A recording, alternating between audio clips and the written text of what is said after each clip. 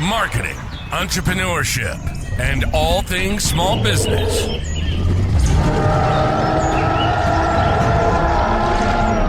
You're listening to the Jurassic Marketing's Triceratops.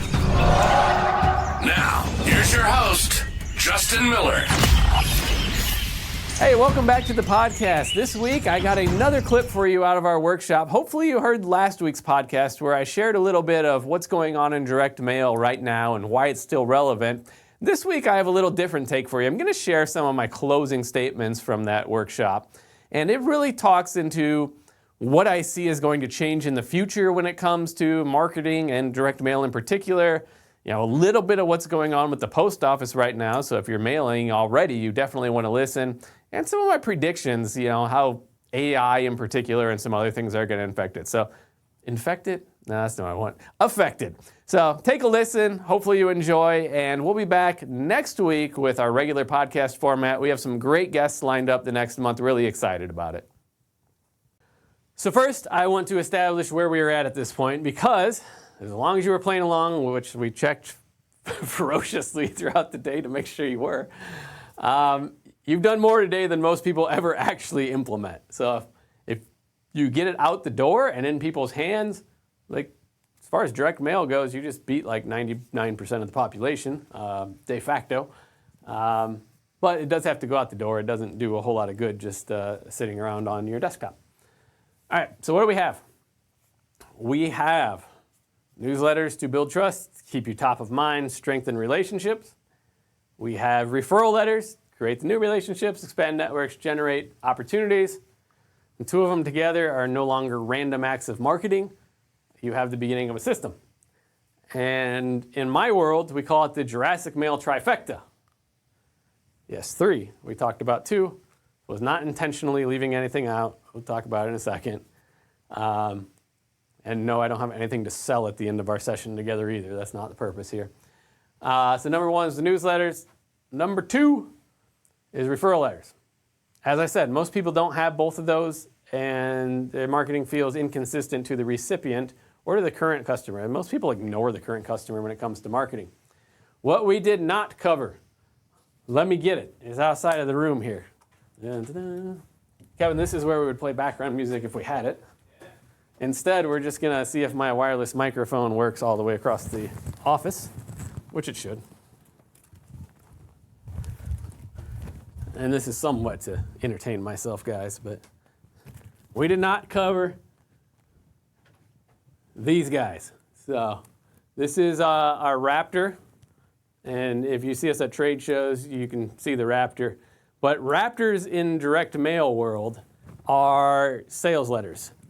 Now, Lance got into Raptors a little bit, and I got to get this guy off here. He's gonna go crazy. Sometimes he roars. We don't have him roaring today. Raptors are sales letters. They're pieces that chase in customers for you.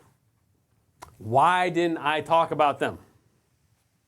Why didn't I talk about postcards? Why didn't I talk about long-form direct mail sales letters? Because those campaigns, they're fast, they're aggressive, they're closer to the cash, but they're the hardest to make work mathematically. And until your foundational marketing is in play, they don't matter. Everyone comes to us wanting Raptors. Raptors do not make good pets. Will we mail them for you? Will we help create them? Absolutely. Would I suggest doing it before you do these other 2 systematically and consistently? Absolutely not. Okay? This is where my caring about your business is detrimental to my own providing of a service as a direct mail marketing agency. Because obviously I make a bunch of money mailing Raptors for you and getting tiny responses, or failing and doing another experiment, failing, doing another experiment. Now, when you get a Raptor that works, it's wonderful. You know, it's the home run, it's the grand slam, it's what everyone wants to talk about. It's the piece we put in the mail and 36 leads roll in within a month. Do we have them? Yep, we do. Want to talk about them? We will. We can do some in Q&A. Lance actually dug in pretty close on these. So a lot of what you were discussing there was what I would deem Raptors. So they have their place in marketing, for sure. And you just need to make sure you understand where they're at, how hard they are to make work, and what the purpose of each piece is. So that is our trifecta when you have all three going, but it is in order for us of what you should do. All right, where this is all going. So we got very tactical earlier. We got all the way down to getting pieces made for you. Yes, I owe you still a newsletter template where you can copy and paste those 2 articles into. You will have that tomorrow and you'll be good to go on that. But I want to zoom out to the direct mail as a media as a whole. Number one, I mentioned it earlier today when I was talking about us shutting down our no hassle newsletters division. Content is getting easier and cheaper and better, smarter by the month. So AI, tools, automation, automatic this, automatic that. Everyone can create content now. And if you give the AI good prompts and good information, you'll get good out. You give it garbage, you're going to get garbage. And obviously it makes shit up and like it will tell you you're smarter than you are. But it's an amazing tool and it's only going to get better. So content itself becomes less valuable. So this is why we did not focus like an hour and a half on writing content educational articles for your newsletter. Because even the topics you picked, top 5 reasons this, top 5 that, guess what? You can probably feed that into ChatGPT and I bet it's 90% the same as what you were going to say. So content is great that it's getting cheaper and easier, but it's changing the game too. Digital content, even easier, by the way. Number 2, what this causes is relationships to become more valuable. Okay? There's a reason this is not like a recorded webinar I'm giving you. You don't need more content. There's nothing I said today you can't find on YouTube. But having it in an interactive manner in a real room with real people is valuable. Okay? And yes, I get it's virtual.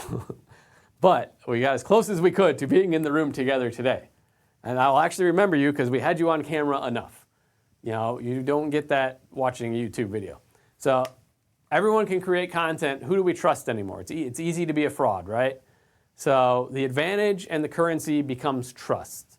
You know, in marketing, we've always said the currency is attention. And it is. But who can we trust is what's important to this. And that's what we built today is a trust system with 2 components that open the door to the trust and then give you a steady component for building that trust month over month. And that's that personal interest stuff. It's being a human being. It's what every business owner isn't necessarily comfortable putting out there. It doesn't want to put out there unless they want to be in the spotlight. You know, I don't like the spotlight per se. Even though I was a stage hypnotist, I was more curious behind the scenes. How does this whole thing work? And frankly, I'll tell you, one of the reasons I did it, other than my curiosity, was I was providing sound for events that had hypnotists at it. And I saw the ones check once, and I'm like, so I did all the work schlepping all the gear in here, and this guy came and talked for an hour and made 25 times what I made. So it's who you trust. Direct mail helps build the relationship and the trust. Again, it's something you can hold. It's not another email. Is it all going to get read? No. You have to be okay with most of it getting thrown in the garbage. It's no different than the email getting deleted based on the subject line. It's not another post online. It's something that physically sits around, sits on the desk, sits in their home. And as long as we built value first, when the timing is right, we got every chance of being the first and probably the only person they reach out to. So this media is the only one that the relationship is in their hands. Number 3, here's your bad news. Cost will go up, and I'll spin this into being a good thing for you.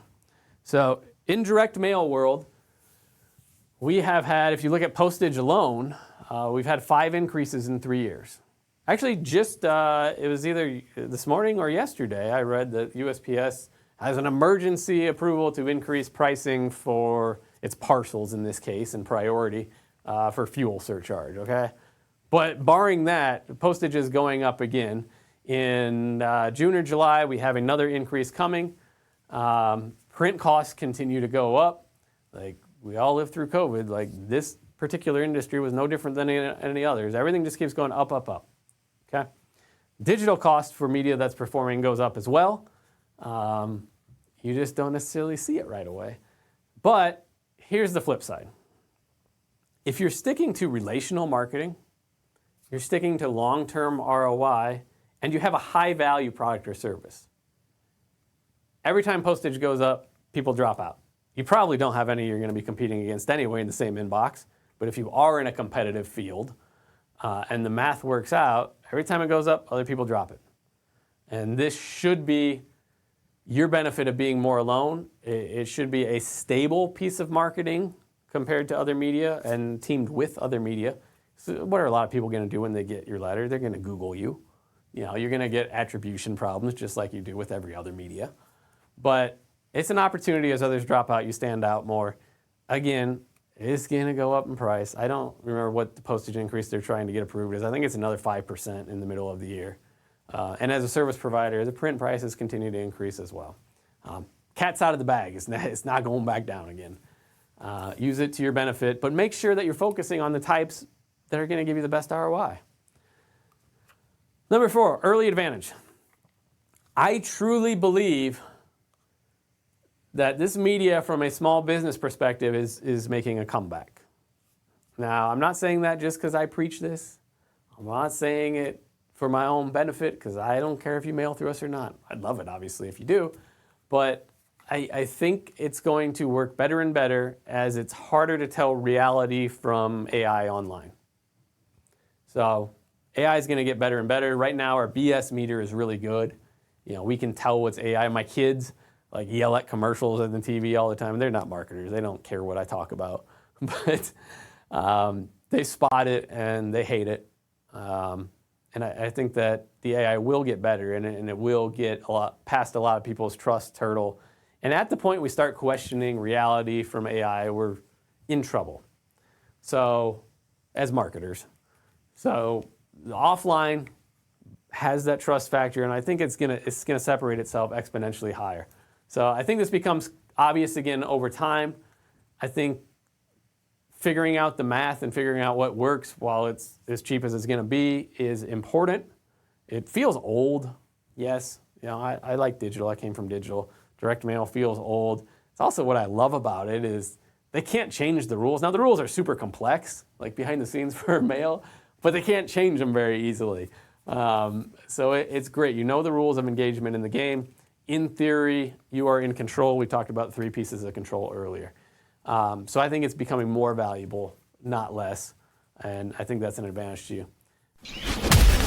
Thanks for listening to the Triceratops podcast. Be sure to subscribe and leave your comments. For more information on how Jurassic Marketing Direct Mail can help grow your business, visit JurassicMarketing.com.